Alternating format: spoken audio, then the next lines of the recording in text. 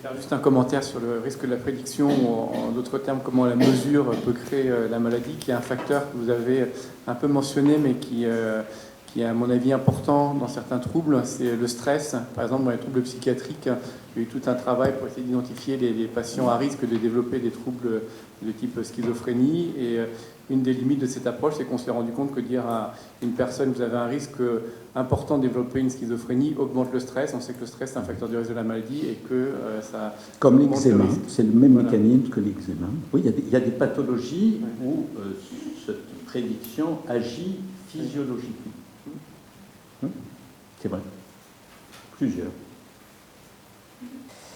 Je vous remercie pour cette présentation et je voulais savoir au fur et à mesure de votre évolution et des gens que vous avez rencontrés, notamment sur le plan international, si les différences culturelles avaient un impact majeur dans cette notion de prédiction et même des termes employés, comme on soulevait le problème tout à l'heure. La seule publication à laquelle je tiens, c'est une publication où on avait comparé les recommandations de prise en charge des patientes porteuses d'une mutation BRCA entre les États-Unis et la France. Ça a été fait en 1998. C'est-à-dire les États-Unis ont publié leurs guidelines prise en charge mutation BRCA et nous en France on les a publiés 3 mois après. On a comparé nos guidelines. Et ce qu'on a montré, c'est qu'on avait lu les mêmes articles, on les avait interprétés de la même manière. Et les conclusions n'étaient pas les mêmes. Magnifique. Et donc le titre de l'article, c'est les bases culturelles des recommandations dans un monde que l'on croit evidence-based.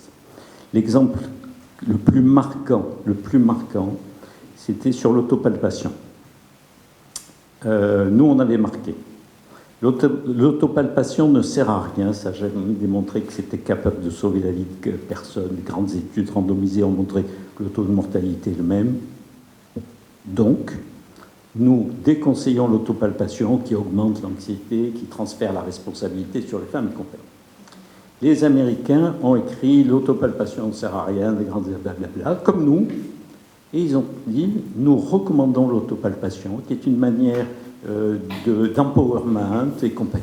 Et donc, en fait, les grilles culturelles ont un impact absolument considérable sur les décisions, la communication, ainsi de suite. Les sociétés fatalistes, alors, si vous me posez la question, j'imagine que vous le savez, dans les classifications d'univers culturels, je trouve ça bizarre, hein. Il y a 4 grandes catégories de modèles culturels. Il y a les hiérarchiques, les égalitariens, je ne me souviens plus quoi. Les sociétés fatalistes ont forcément tendance à s'approprier la cause de la fatalité, passeront plus facilement de Dieu au gène que des sociétés qui n'ont pas cette vision du monde. Et donc, bon, ça pose des problèmes parce que dans une société qui devient plus diverse d'un point de vue culturel, nous devons, nous, médecins, qui expliquons des données qui viennent d'un univers quantifié, pseudo-rationnel, enfin, avec une rationalité mécanique, on doit tenir compte de la diversité culturelle des gens que nous avons en face de nous et pas uniquement de leur degré de littératie, de leur compréhension des chiffres, est-ce qu'ils ont bien compris ce que c'est un risque, ça veut dire quoi une incertitude. Vous savez, quand on fait des enquêtes en population et quand on leur dit, quand des experts vous disent qu'ils ne savent pas, qu'est-ce que vous pensez d'eux? Ah, c'est pas bon pour les gens nuancés comme moi. Hein. Ce que tu dis là des univers culturels, ça a été montré pour les individus en fonction des classes sociales. Aussi. Voilà. En 71, il y a Boltanski qui publie les usages sociaux du corps et qui montre que les ouvriers considèrent leur corps comme un outil. Quand il ne marche pas, il ne marche pas. Mais l'idée d'une santé au futur, c'est pas quelque chose qui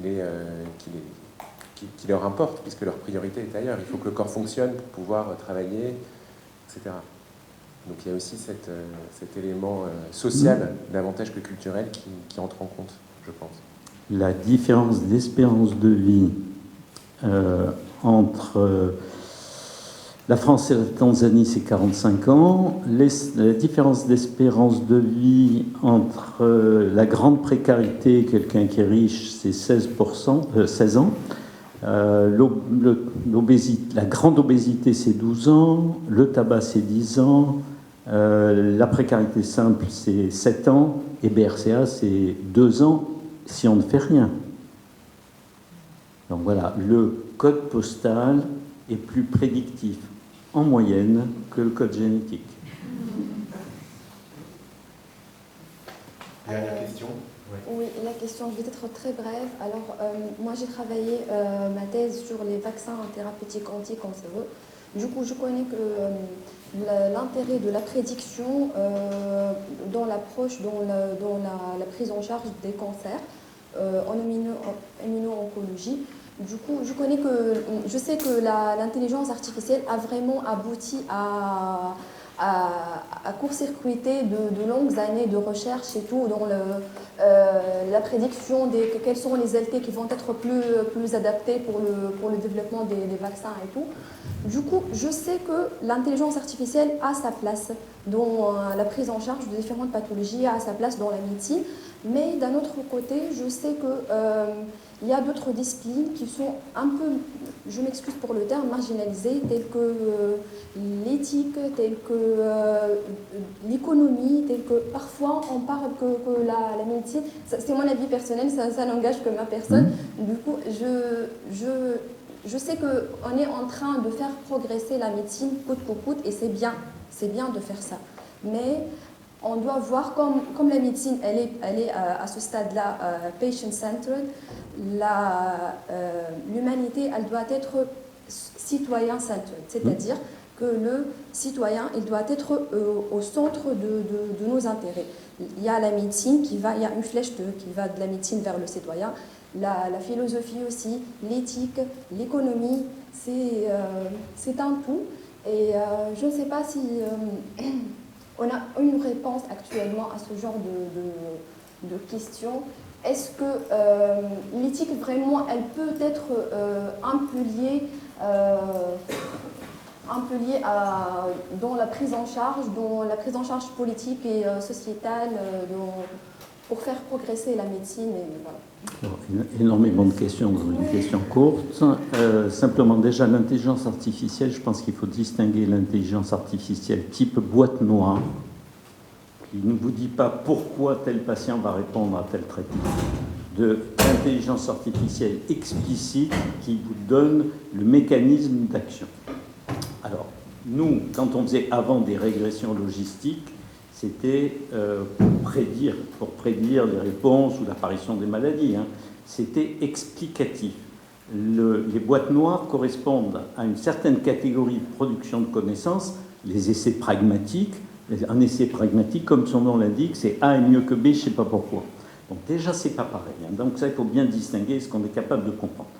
Un autre problème de l'intelligence artificielle, c'est la capacité à généraliser, comme je l'ai dit tout à l'heure. Si votre jeu de données, c'est des Écossais buveurs de bière, ce n'est pas pareil que si vous l'appliquez après dans d'autres contextes, dans d'autres circonstances. Il y a un grand champ actuellement qui est à la fois éthique et scientifique qui vise à assurer la diversité, la représentativité des personnes qui rentrent soit dans des essais, soit dans des outils de génération de ce type-là. L'économie n'est pas marginale, c'est la science dominante. Donc voilà.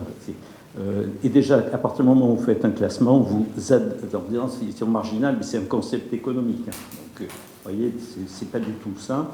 Et en ce qui concerne l'éthique, enfin, c'est un bien grand mot, mais pour moi, l'acceptabilité sociale, oui, comment on va la faire exprimer, puisque j'ai vaguement l'impression que l'expression de la volonté citoyenne, qui était autrefois le vote, si 45% seulement des gens votent, cet outil de mesure de l'acceptabilité sociale et de la volonté sociale va nous manquer.